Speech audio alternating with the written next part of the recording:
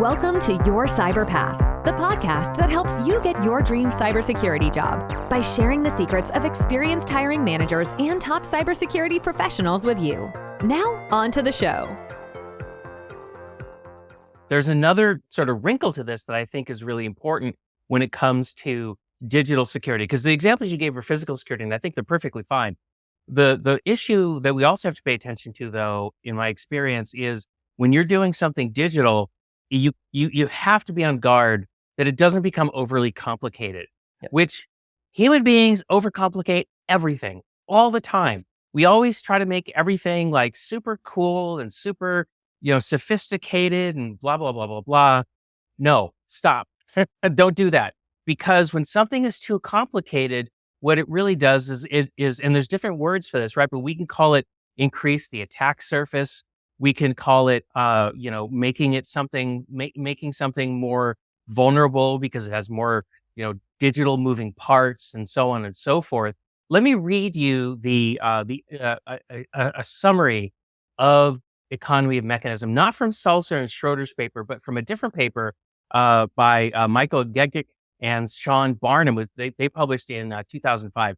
And it says, one factor in evaluating a system's security, that is to say its effectiveness, is its complexity. If the design, implementation, or security mechanisms are highly complex, then the likelihood of security vulnerabilities increases. And this is just a fancy way of saying, keep it simple, stupid.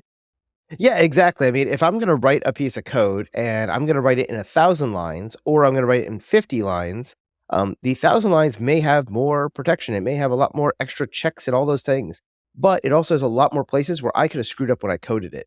And so it is 20 times more likely I make an error in 1,000 lines of code as I do in a 50-line piece of code.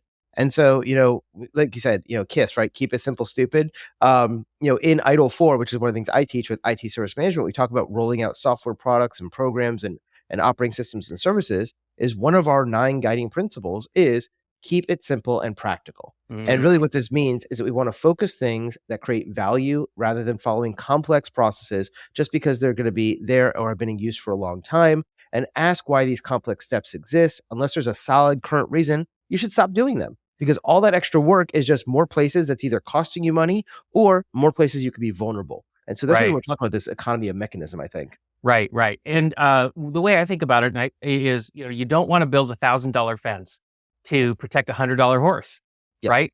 Easy. It's that I love that example because it's easy to imagine, right? You could actually see this broken down horse behind this high security, 12-foot fence with barbed wire, electrified with searchlights. It's like, no, you're overdoing it.